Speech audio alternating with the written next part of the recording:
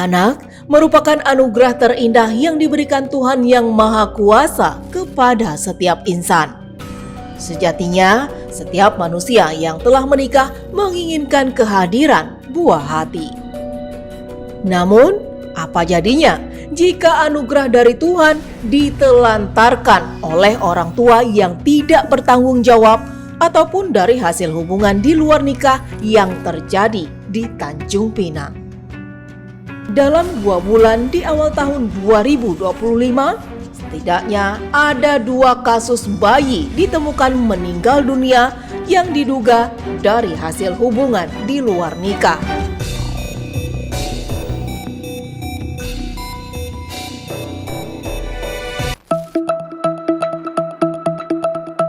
Kejadian pertama terjadi pada tanggal 21 Januari 2025 di Jalan Hang Lekir, Kota Tanjung Pinang, di mana seorang ibu bayi berinisial VC, 23 tahun, melahirkan anaknya yang masih usia kandungan 6 bulan di tempat kosan. Bayi tersebut ditemukan tewas dalam sebuah kamar mandi kosan. Awalnya VC hendak menelpon temannya untuk meminta bantuan. Namun bantuan tak kunjung datang, sehingga VC harus melahirkan di kos-kosan dan anak yang dikandungnya meninggal dunia. Menurut kepolisian, VC tidak melakukan aborsi. Namun, VC memiliki kandungan yang lemah sehingga bayi yang berada di dalam rahimnya harus keluar dan meninggal. Kapolresta Tanjung Pinang Kombes Pol Hamam Wahyudi mengatakan jika VC memiliki hubungan gelap dengan DEH yang merupakan ayah biologis dari bayi tersebut. Namun kedua keluarga tidak mempersoalkan hal tersebut dan telah berdamai serta tidak ada indikasi pembunuhan ataupun dugaan pemerkosaan. Yang mana bayi itu sekarang sudah dikebumikan hasil keterangan dari medis.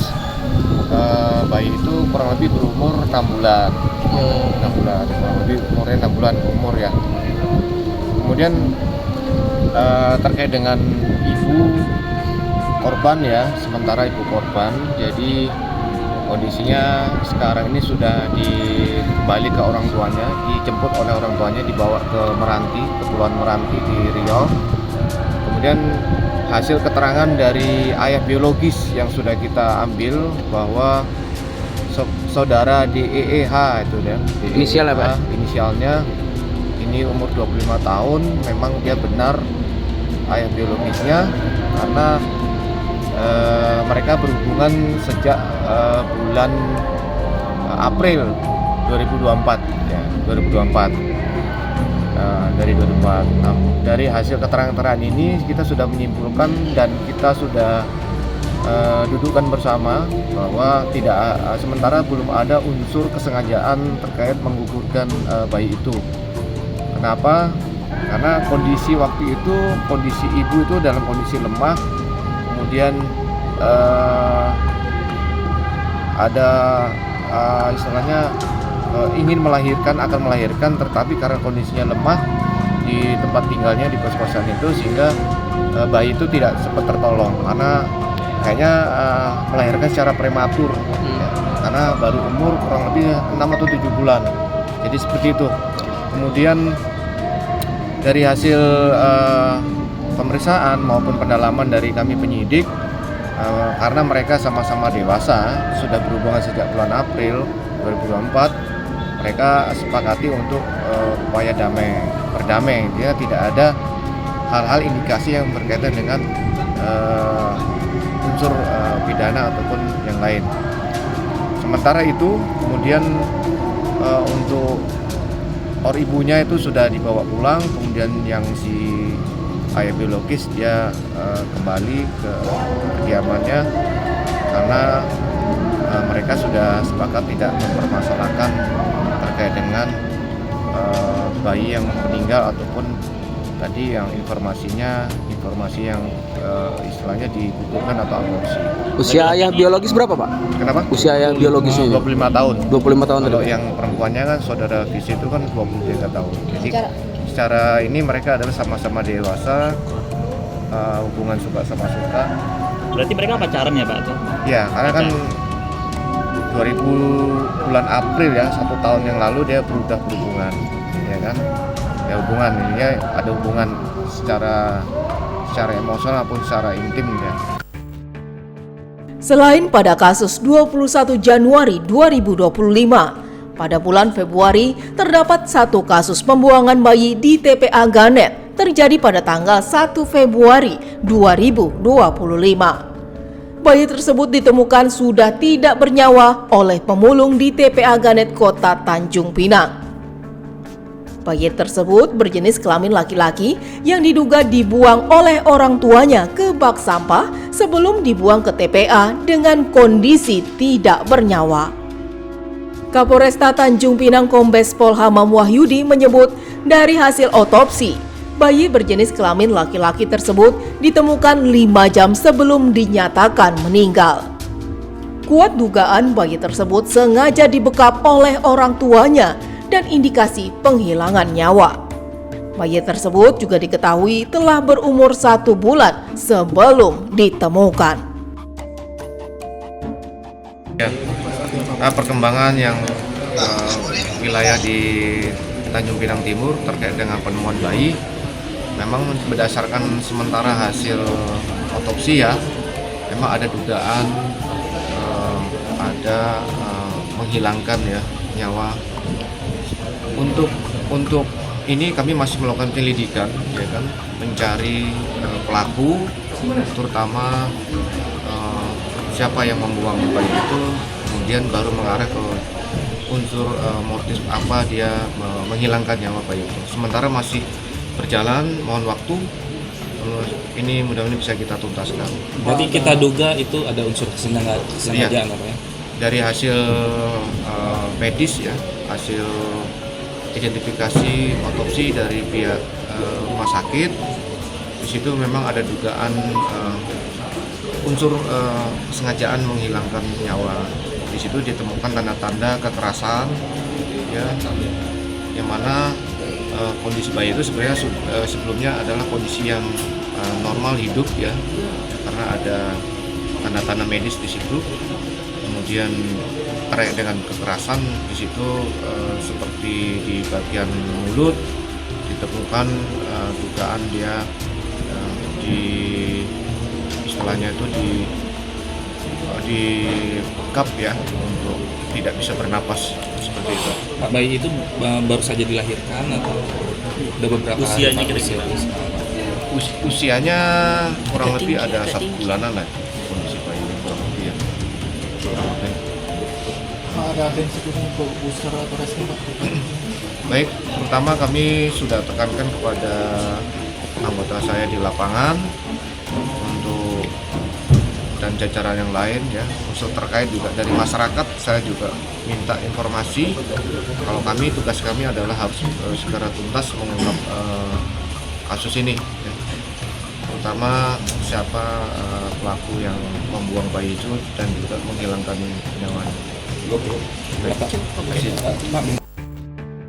Menyikapi maraknya tindakan asusila yang membuat bayi menjadi korban, tokoh agama Fadloli Farhan mengatakan perilaku pembuangan bayi dari sisi agama adalah dosa besar. Terlebih lagi, pembuangan bayi itu dilakukan dari hubungan zina. Ia menegaskan peran orang tua untuk memperkenalkan agama kepada anaknya sangatlah penting untuk menghindari anak dari perbuatan asusila. Terlebih lagi di tengah gampangnya akses internet ataupun media sosial. Jelas menurut agama, membuang bayi itu dosa besar. Nah, ada di dalam surat As-Ta'min bahwa Fa'izal mau'udatu suhilat yu'ayyi dzambin kutilat. Nanti ketika ruh-ruh ini dipertemukan, dikumpulkan oleh Allah Subhanahu wa taala, itu ada ruh-ruh bayi perempuan yang dikubur ya, bahasanya itu akan bertanya gitu, atas dosa apa mereka dikubur, atas dosa apa mereka dibunuh. Ini kan korelasinya lebih ada gitu, nyangkut atas dosa apa mereka dibuang gitu. Dan perlu diperhatikan bahwa Apabila yang dibuang itu adalah hasil daripada hubungan haram, daripada zina misalnya, maka automatically jadi double dosanya gitu. Sudahlah mereka dosa berzina, kemudian dosa membuang anak yang tidak berdosa gitu. Artinya mereka harus ikut menanggung kesalahan orang tuanya. Ya untung-untung kalau ditemukan masih hidup, dirawat gitu kan. Ya ditemukan sudah meninggal, itu kan sama dengan membunuh jiwa. Maka dalam pandangan Islam itu dosa besar. Nah, kemudian peran orang tua juga sangat berpengaruh ya hari ini, karena kita melihat orang tua ini merasa seolah-olah anaknya hanya cukup diberi makan, cukup diberi pendidikan sekolah gitu, diberi uang jajan, tapi tidak memperhatikan bagaimana pola pendidikan mereka, pola pengawasan mereka gitu. Padahal dalam Islam kan sudah jelas ya, mendidik anak ini salah satu unsur yang harus diperhatikan adalah al-mutaba'ah, artinya mengikuti gerak-gerik mereka, mengikuti dengan siapa dia bergaul, dengan siapa dia berguru, mengaji misalnya. Itu menjadi perhatian orang tua juga gitu. Maka sebetulnya nih kompleks ya, kompleks permasalahan ya, terlebih juga dengan majunya teknologi ya, berbagai macam informasi bisa diakses begitu mudah, dunia dalam genggaman. Itu mungkin faktor-faktor yang memicu itu. Artinya ya masing-masing orang tua harus memperhatikan pendidikan agama untuk anaknya. Kemudian anak-anak nih harus diawasi betul perkembangannya, kemudian dididik agar mereka patuh terhadap perintah-perintah agama. Karena saya yakin lah ya, kalau anak yang memang betul-betul memegang prinsip-prinsip agamanya, tidak akan mungkin melakukan hal-hal seperti itu. Maka solusi dari agama sebetulnya cukup, anak tuh memang harus dididik ya, mulai dari perintah sholat, atau dalam surat Luqman itu ada perintah mencegah keburukan, kemudian menganjurkan kebaikan, kemudian untuk tidak melakukan hal-hal yang dilarang dalam agama. Ya solusinya sebetulnya pendidikan agama untuk anak-anak. Karena mohon maaf, hari ini anak-anak usia SD, SMP, SMA ya di sini di Tanjung Pinang, itu pendidikan agamanya kan hanya melulu mengandalkan TPQ, TPA misalnya. Sementara tugas pokok TPA TPQ itu pure hanya mengantarkan anak bisa membaca Al-Quran. Karena pertama faktor waktu mereka tidak banyak, kemudian mungkin faktor-faktor yang lain, dan memang bukan tugas TPQ mengenalkan anak kepada akhlak, mengenalkan. Tugas TPQ TPA itu murni mengantarkan anak membaca Al-Quran. Sehingga mungkin asupan pendidikan agamanya, terlebih di sekolah umum, itu kan konon ya, yang saya dengar pendidikan agama sekarang hanya 2 jam dalam 1 minggu, kan otomatis tidak tutup sekali. Mungkin dari sekolah atau mungkin orang tua harus sudah mulai berpikir ya, kemudian ya stakeholder yang ada lah di Tanjung Pinang khususnya ini harus sudah mulai berpikir bagaimana menanamkan pendidikan agama ya, baik formal non formal. Cuman itu semua bisa formulasikan di dokumennya gitu. Artinya entah dibikin ekstrakurikuler atau misalnya dalam jam pelajaran itu ada penambahan pelajaran agama. Kalau memang misalnya sekolah tidak sanggup, bisa melibatkan unsur eksternal gitu, dari misalnya dari ustadz atau dari berapa. Penting karena apa? Karena memang agama ini kan fondasi gitu. Maksudnya ya sehebat apapun pendidikan kita, semaju apapun pemikiran teknologi kita dan perkembangan zaman kita, kalau tidak ada agama kan manusia ini jadi kayak binatang. Artinya kalau binatang ini kan ya yang penting makan, kawin, istirahat, tidur kan gitu. Manusia kan nggak begitu. Manusia ini punya norma, punya aturan yang jelas dari agama. Agama itulah yang menjadi rem gitu, menjadi dasar agar ini tidak boleh dilakukan, ini boleh dilakukan. Dan sangat penting agama itu. Ya kita melihat dari zinanya sendiri. Dari perilaku zina itu, kalau dalam Islam hati-hati dengan hukuman. Kalau yang berzina misalnya bujang dan perawan yang belum pernah menikah, itu dicambuk 100 kali. Kemudian kalau seandainya yang berzina ini orang yang sudah pernah menikah, atau misalnya mereka dalam bahasa kita sekarang selingkuh gitu, atau dalam bahasa agama disebut sebagai zina muhsan, itu bukan lagi dicambuk, tapi harus dirajam, ditanam separuh badan, kemudian dilempari batu sampai mati kan gitu. Begitu beratnya ancaman ya untuk orang yang melakukan zina. Selain dari sisi agama, sosiolog Umrah Sri Wahyuni menyampaikan dari sisi sosiologi. Dengan maraknya pembuangan bayi di Tanjung Pinang, sudah hilangnya sisi moral dan akhlak yang tega membuang anak di tong sampah. Menurutnya, jika anak tersebut tidak diinginkan, seharusnya tidak dibuang, melainkan dititipkan. Namun ia melihat adanya kepanikan ataupun tingkat stres yang cukup tinggi.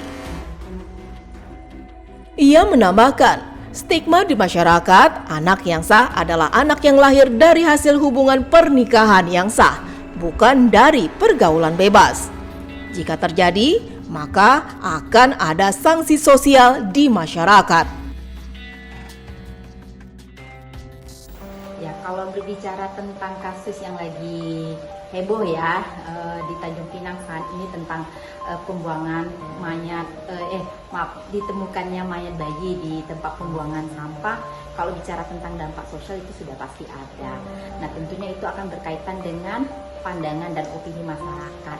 Bahkan mungkin masyarakat beropini yang lebih ekstrim barangkali ya tentang keterkaitan penemuan bayi ini. Ya bisa jadi mungkin opini yang muncul itu entah bentuk sebuah pesugihan atau sebuah pertanda akan terjadinya bencana dan macam-macam ya, namanya juga masyarakat ya. Tapi terlepas dari itu semua, yang pasti terjadinya pembuangan bayi di tempat sampah ini itu sudah menunjukkan degradasi moral, sudah matinya nilai-nilai kemanusiaan saya pikir ya, karena tidak ada harganya lagi manusia itu sampai harus dibuang di tong sampah. Kalaulah misalnya memang tidak menginginkan bayi ini, apa salahnya mungkin dititipkan langsung ke panti asuhan, atau mungkin di tempat yang ya seperti mungkin bisa di terasnya masjid atau di manalah gitu yang rasanya tidak membuat si bayi ini sama dengan seperti sampah lah gitu kan. Itu kan dan menunjukkan keprihatinan yang cukup tinggi ya saya pikir. Yang mungkin hal ini terjadi mungkin dari yang melahirkan ya, yang oknum yang membuang bayi ini ya, itu mungkin karena kepanikan dan tingkat stres yang tinggi. Karena ya kenapa itu bisa sampai terjadi ya, karena dia kan sudah melanggar nilai dan norma yang dianut oleh masyarakat. Masyarakat kan sangat menjunjung tinggi nilai dan norma yang berkaitan bahwa di masyarakat masih mengakui bahwa anak yang sah itu adalah anak yang lahir dari hasil pernikahan yang sah, bukan hasil dari hubungan gelap atau apalah pergaulan bebas apalah namanya gitu. Karena ketika itu terjadi, maka akan ada sanksi sosial. Sanksi sosial ini kan sangat kejam ya kalau saya bilang. Kenapa sangat kejam? Karena kan ketika tahu ada bayi yang lahir di hasil luar pernikahan, maka akan berbagai macam muncul opini, bahkan hujatan, bahkan mungkin ada yang diarak keliling kampung untuk memberikan sanksi kepada masyarakat supaya hal ini tidak lagi terjadi gitu. Nah, mungkin menghadapi macam-macam pikiran, jadi yang membuang bayi ini akhirnya tidak kepikiran lagi untuk aku harus buang di panti asuhan atau dititipkan di dinas sosial dan segala macam. Pilihan terakhirnya itu adalah membuang dia ke tempat sampah. Jadi kalau ditanya dampak, ya itu tadi dampaknya, nilai-nilai kemanusiaan itu sudah tidak ada lagi sepertinya gitu. Oke. Harapannya kan ketika terjadi kasus pembuangan bayi ini menjadi pembelajaran yang sangat berharga ya bagi remaja-remaja, atau bukan hanya remaja, bagi masyarakat yang melakukan hal-hal pelanggaran terhadap nilai dan norma yang dianut masyarakat terkait tentang kehadiran bayi yang lahir di luar hasil pernikahan yang sah gitu. Jadi ini pembelajaran bahwa ketika kamu melanggar nilai dan norma masyarakat, kemudian nilai dan norma itu dampaknya lahirlah seorang bayi, nah kamu akan dibuang dari masyarakat, kamu akan dikucilkan, kamu diusir dan segala macam bentuk perlakuan yang membuat dia depresi lah gitu ya. Nah itu kan akan menjadi pelajaran yang berharga supaya dia tidak lagi berbuat, oh ya ketika aku akan melakukan hal-hal seperti ini maka tidak akan mungkin tertutup kemungkinan aku akan berlaku sama seperti orang yang membuang bayi itu, karena mungkin depresi tingkat tinggi. Depresi tingkat tinggi mau mengadu ke si A, ke si B, kita sudah malu kan, karena kita sudah melanggar nilai dan norma tadi, sudah diingatkan juga gitu. Jadi ini sebenarnya bisa diambil pembelajaran yang sangat berharga, tidak hanya bagi anak-anak remaja tapi mungkin bagi masyarakat luas yang hati-hatilah dalam membangun hubungan khususnya gitu.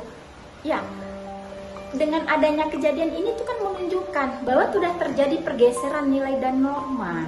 Masyarakat tidak lagi malu untuk melakukan hubungan terlarang. Itu buktinya kan, kalau dia ada rasa malu, tentu dia tidak akan melakukan hubungan terlarang itu. Jadi sudah mulai tergeser, sudah mulai tergerus. Ya, salah satu faktornya mungkin ketergerusan nilai itu tadi, kontrol sosial sudah mulai berkurang. Ya, tadinya kan kalau kontrol sosial melihat sesuatu yang ada keganjilan dalam artian misalnya di lingkungan perumahan ada tamu kok yang dilihat mencurigakan. Nah, kan itu bisa dijadikan suatu indikasi untuk menanyakan orang rumahnya, kan bisa, itu salah satunya gitu loh. Terus kemudian sekarang ini kan apalagi sekarang teknologi itu kan gampang diakses. Ya, bagi anak-anak yang belum memahami itu terkadang pengen coba-coba yang pada akhirnya bablas. Belum lagi keluarga sebagai pondasi utama dalam menanamkan nilai-nilai moralitas ini pun mungkin tidak se-ekstrim orang-orang tua dulu gitu kan. Ya dengan alibi mungkin kan orang tua yang demokrasi. Bagi saya sih nggak masalah ya bicara orang tua tuh memang harus demokrasi. Tapi ada hal-hal orang tua yang memang harus tegas terhadap anak dalam memberikan nilai-nilai ini loh, nilai-nilai yang harus kamu pahami ketika kamu berada di lingkungan sosial. Nah, nilai-nilai ini terkadang sudah mulai luntur.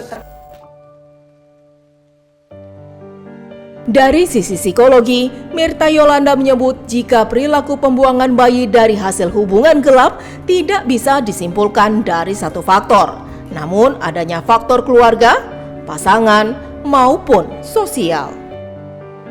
Menurutnya, jika tidak ada dukungan moral, semakin tinggi potensi perilaku yang memiliki mental down untuk nekat melakukan pembuangan bayi. Yang bisa menyebabkan itu sebenarnya tentu saja banyak faktornya ya pasti ya Mbak ya gitu. Jadi memang bisa saja kenapa dia bisa mengambil keputusan untuk membuang bayi itu mungkin bisa saja dari faktor keluarga, pasangan, bahkan lingkungan juga sih Mbak.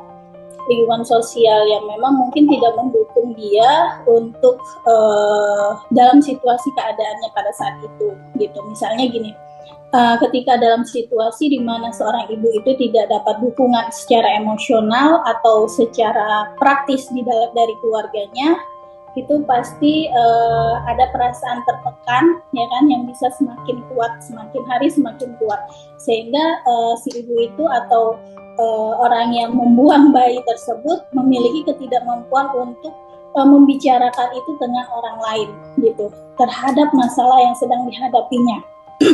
Sehingga itu bisa memperburuk situasi kondisi mental dia gitu sih. Sehingga memang tidak jarang juga kondisi seperti itulah yang terkadang gitu ya menjebak seseorang yang memiliki permasalahan secara mental, mungkin terjebak dan melihat bahwa tidak ada jalan keluar kecuali melakukan tindakan yang ekstrim tersebut seperti membuang bayinya gitu. berpotensi bisa saja ketika penanganan itu tidak terselesaikan pada saat perilaku pertama kali itu maksudnya dibantu di dalam intervensinya gitu ya, sehingga bisa saja perasaan-perasaan mulai dari kebingungan, rasa tertekan yang ada di dalam diri orang tersebut atau ibu tersebut itu semakin lama semakin membesar, yang akhirnya ketika berulang lagi pun itu bisa saja terjadi. Jadi perlu adanya intervensi setelah kejadian pertama, apa yang harus dilakukan. Sebenarnya yang perlu dilakukan oleh ibu tersebut gitu ya, ada tekanan atau dari lingkungan, yang perlu kita lakukan adalah adanya keterbukaan dari diri ibu tersebut terhadap tekanan-tekanan emosional yang dia rasakan gitu ya. Yang paling penting pastinya mungkin dengan membantu ibu, jadi lingkungan sosial itu perlu adanya memberikan dukungan secara positif gitu terhadap apa yang terjadi dalam diri ibu tersebut, sehingga dia tidak melakukan tindakan yang membahayakan bayinya ataupun diri dia sendiri gitu. Oke, mungkin bisa saja hal-hal yang terjadi itu adalah seperti keadaan di mana dia selalu mungkin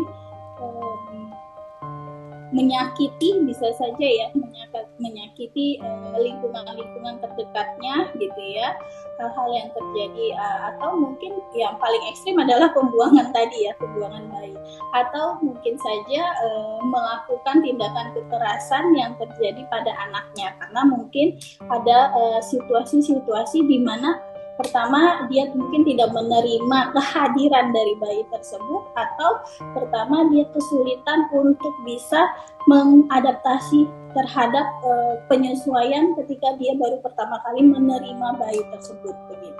Karena hal-hal tersebut bisa terjadi. Nah, jadi tidak hanya tindakan pada ibu-ibu yang membuang bayi, tetapi kasus secara normal atau secara globalnya gangguan mental itu bisa saja terjadi pada ibu-ibu yang pasca melahirkan gitu ya. Karena di situ bisa mengalami mungkin depresi pasca persalinan yang dimana kategorinya parah. Nah, bisa saja itu terjadi yang dimana bisa menyebabkan mungkin saja muncul halusinasi atau delusi yang membuat ibu berpikir tidak rasional begitu. Nah, mungkin ini ada juga beberapa kasus yang memang kita perlu lihat bahwa atau menelisik lebih dalam lagi apakah memang ibu ini mengalami gangguan atau adanya trauma-trauma yang terjadi di masa lalunya yang belum selesai, sehingga mempengaruhi cara dia untuk menghadapi proses kelahiran atau dia belum bisa menerima tanggung jawabnya sebagai orang tua. Dengan maraknya kasus serupa pada 2 bulan terakhir, DP3 APM Kota Tanjung Pinang akan marak melakukan sosialisasi terhadap pencegahan perilaku seks anak di bawah umur.